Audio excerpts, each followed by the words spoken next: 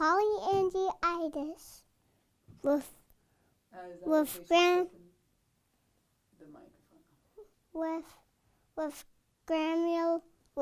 Polyangiitis, Granulamatosis, Polyangiitis. Jay. My name is Juliana, and I have a form of vasculitis called Granulamatosis with Poliangiitis, which is presented with sudden hearing loss, vestibular dysfunction, eye dysfunction, and a saddle nose deformity. Sometimes granulomatosis with Poliangiitis, or GPA, can affect the kidneys, can affect the lungs, can affect the airways. I have a version that affects my sense organs up here.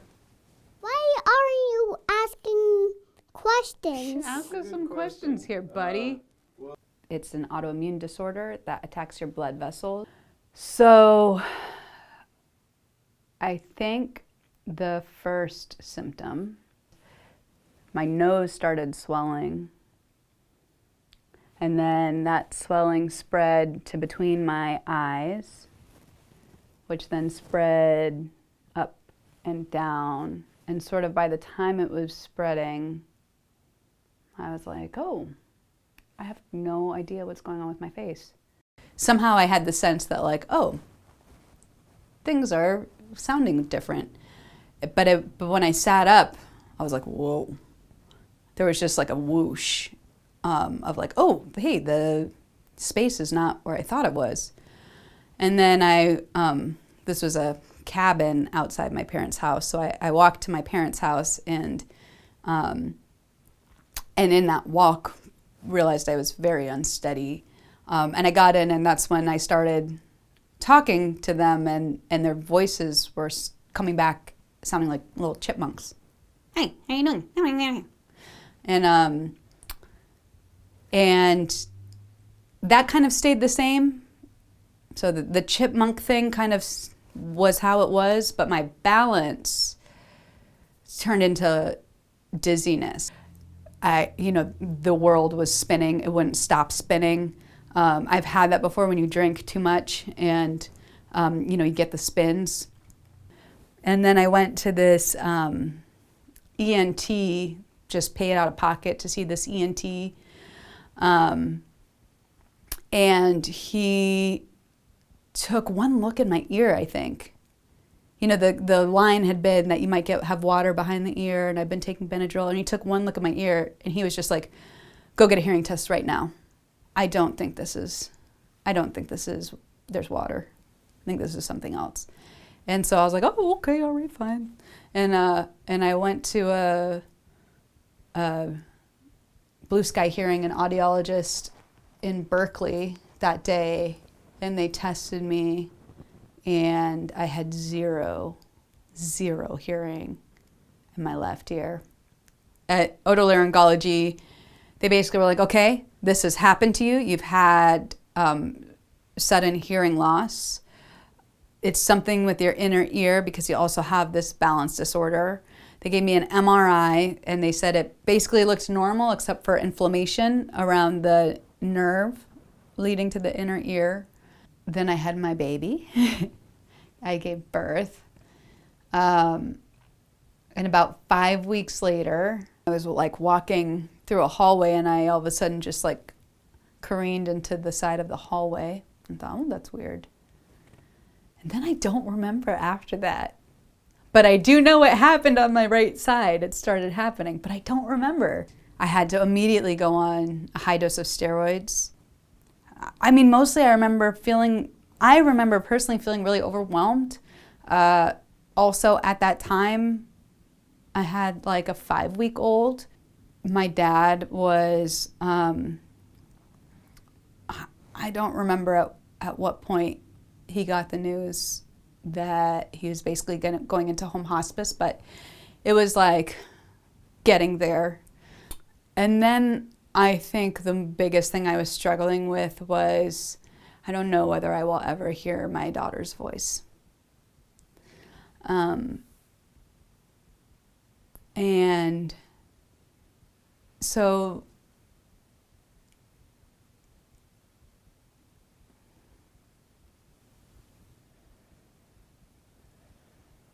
I remember like singing to her a lot and just really tuning into her. And then after that, it was like, oh, I didn't lose my hearing totally, but my hearing is going to be really shitty. So I have now twice gone through a really long period, a year or more, on 60 milligrams of steroids.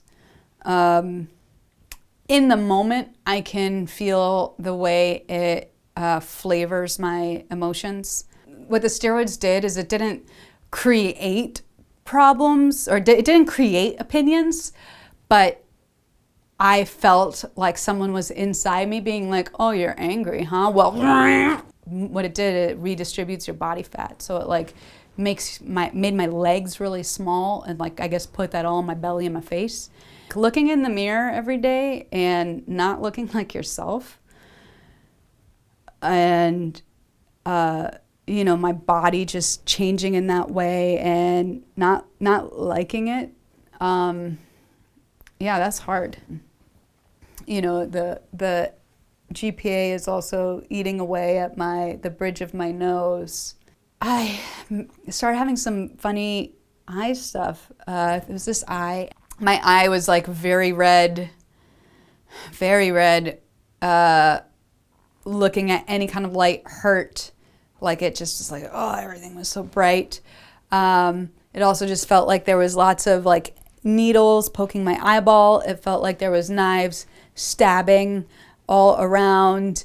I think it felt like intense nerve pain. It felt like someone like put a match and lit that whole thing on fire. Hearing loss really affects me socially. It's very relational. The balance disorder is present like every second of every day. And it feels like I am having to voluntarily will the fractured pieces of the world back together so that I can, you know, make some sort of like attempt at standing upright. I definitely rely on feeling the minute angles of the ground. That's why I like to be barefoot or have like really minimal shoes. Because of the presentation of symptoms and because blood work was showing inflammation was there, they could narrow it down to one of three: GPA, relapsing polychondritis, or IgG4. And those are all vasculitises, so it's more a matter of which blood vessels are being attacked. The treatment I've been on now, you know, I was flaring on the azathioprine, so they've moved me to rituximab. There's something to do with mice. I don't know, I like thinking that I'm somehow like turning into some like mouse woman, or, you know, it's my like superhero name. Yes. Please God, let's not talk about medical bureaucracy. So many precious hours on hold. I have no idea why anyone gets GPA. I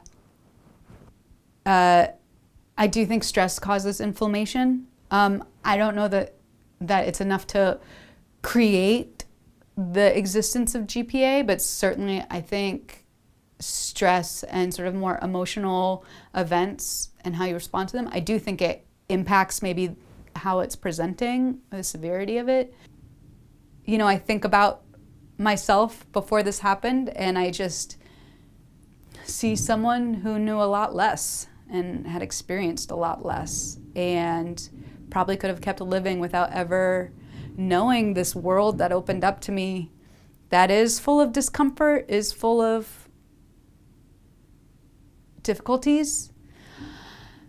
So also, there's something really, you know, it's a little bit like a state of grace too, walking through this, knowing it's my own private little world that's mine, and so few people will experience it, that could be isolating. It could also feel really special to me sometimes.